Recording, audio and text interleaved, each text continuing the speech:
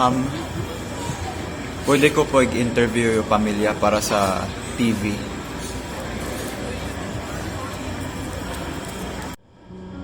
Kamusta lang kang pamilya? Makuri po. Labi na po ako na PWD. Nagkukuri ako pagdalagan. Ambot, dinak marap po natuloy nuro ko sa kita mo. Basta ang importante, okay ako pamilya mo. Kasi,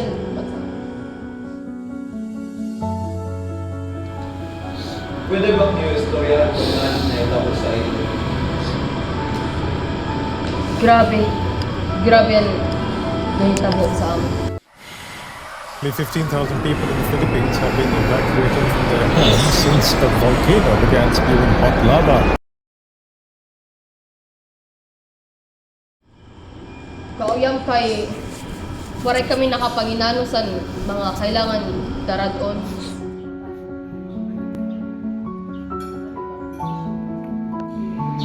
Ay, may nabagawan man ah.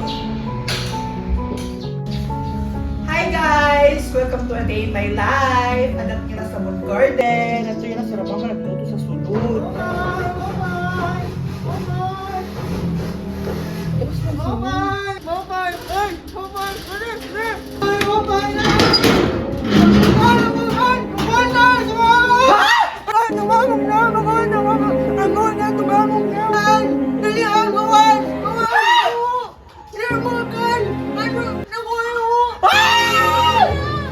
Nataranta kami. Pero anak ko nung naging pinsar, isa na akong pamilya, anak ko anak. Labi na ako na anak kay dagkukuri pag lakad. Naging usa siyang kaamon problema.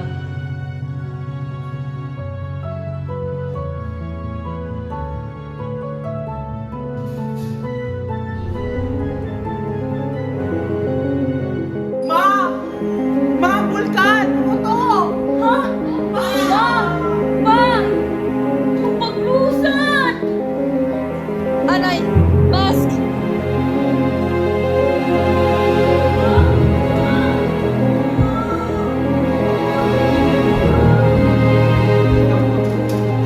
So guys, naputok yun ang bulkan. Karadlok ura-ura promise. Sante ya? Imo pa ba?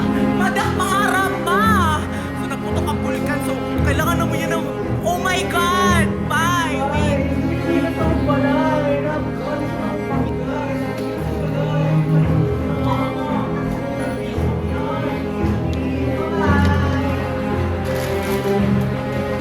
Ate ya! Latihan niyo!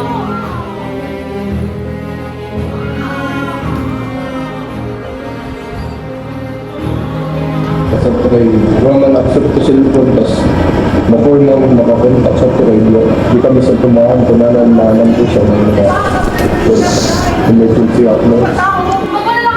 Open na lang kay anak ko iba nga anak na kuan ko magsulusan long sleeves tapos wala kami mask pero nagamit kami bado para igtakot sa mga bata.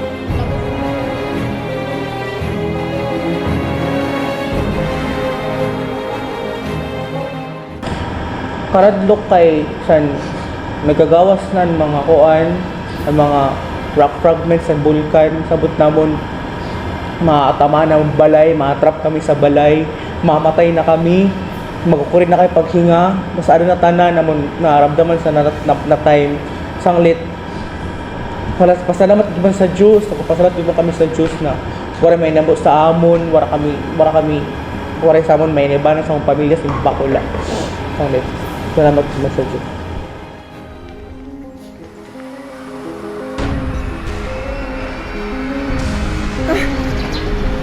Iya man nila kami na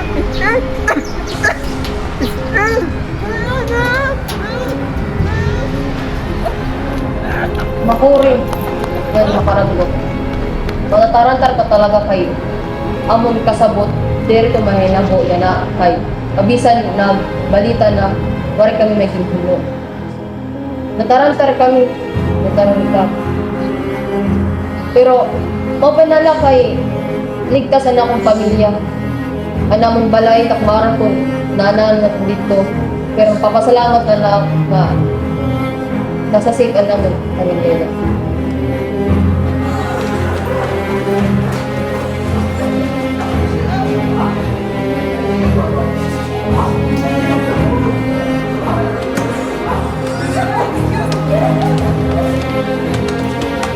I have played this game before.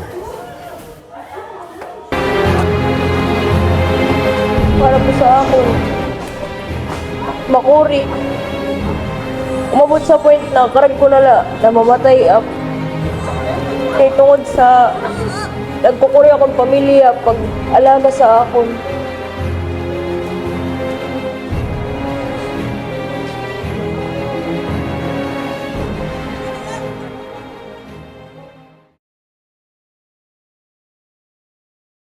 Sa'yo na, naniyog lang mga himo na nangyari. So after sini, magpunta na kami sa mga government agencies kung safe na mo bumalik sa pagtamong balay. Tapos kami ni sa mga asawa, i-check anay namin ang balay ko. Okay ba ba? Ano ka stay dito o may ayusin ba? Tapos ito.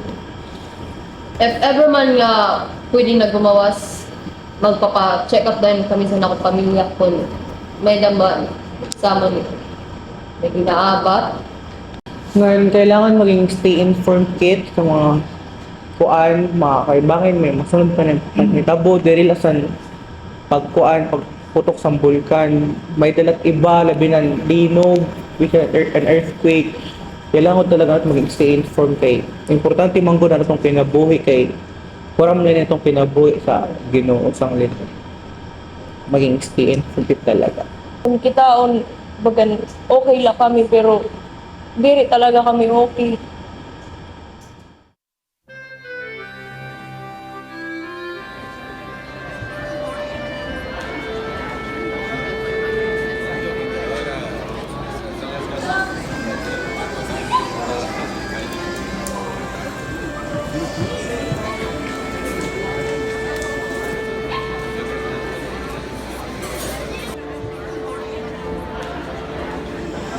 Puntahan ni kami sa kumpung pero palay na ukat po kami palay na dito sa ito.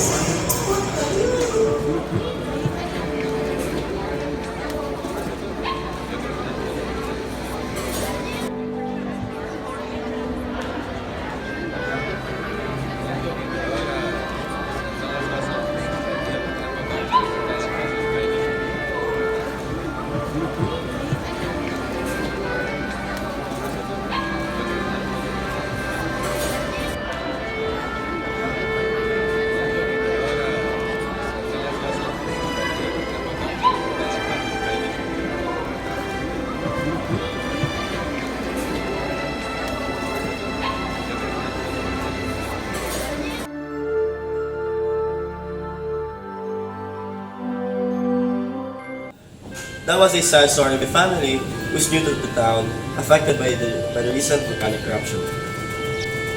In order to mitigate the risk and effects, here's some advice from the local government. Before an eruption, stay updated for the local news. Learn about your community warning systems and emergency plans. Gather all household members and talk about protocols and emergency preparedness. Prepare a 72-hour emergency kit and listen to the public safety announcement from your local authorities.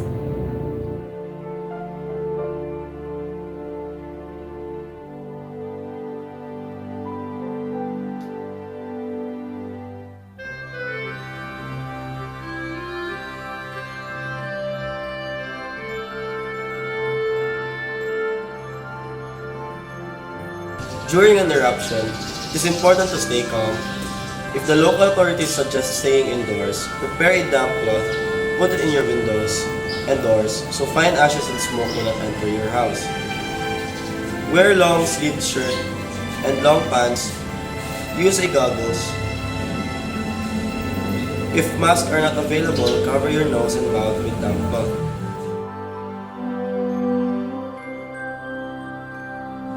After an eruption, make sure there is a clearance from your local government before you head home. Inspect your house carefully for any damages before you enter it. Do not enter your house if you smell gas if lahar is present, or if authorities declared it unsafe.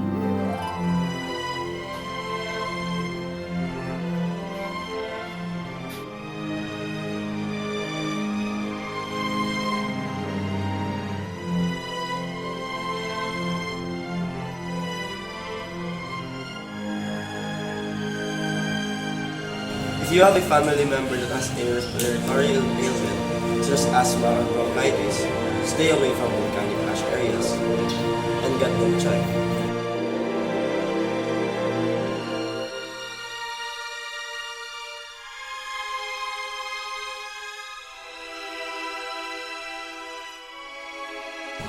Stay informed and disciplined in these updates. Dates and